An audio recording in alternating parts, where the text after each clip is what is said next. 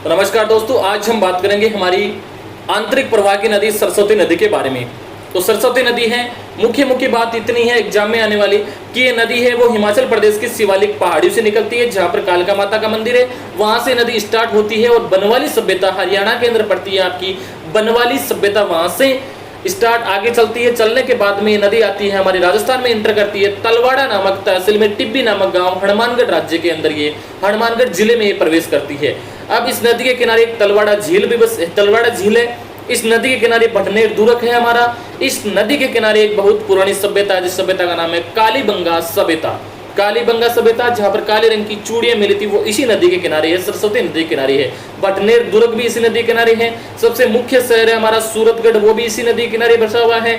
आगे चलते हैं तो अनूपगढ़ में बिंजोर नामक गांव में ये नदी विलुप्त हो जाती है। ज्यादा प्रशांत होती है तो ये नदी फोर्ट अब्बास पाकिस्तान तक चलती है, अन्यथा ये नदी नहीं चलती है। आगे चलते हैं, बिंजोर नामक गांव वाली बात हो चुकी। अब हमारी जो क्षेत्र है राजस्थान में, उसमें जो बहती है उसे बोलते हैं पाट या नाली क्षेत्र कहते हैं, और इसी नदी को पाकिस्तान में कहते हैं हकरा नामक क्षेत्र कहते हैं। तो राजस्थान के सबसे नीची झील कौन सी है? तलवाड़ा झील, जो इसी नदी के किनारे स्थित है। कालीबंगा सभ्यता कहां पर है? हनुमानगढ़ के अंदर है। पीलीबंगा सभ्यता कहां पर है? हनुमानगढ़ में है। लैला मजनू की मजार कहां पर है? बिंजोर गांव में है लैला मजनू की मंजार।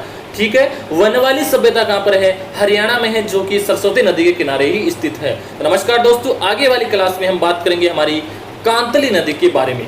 तब तक बने रहे हमारी क्लास के साथ।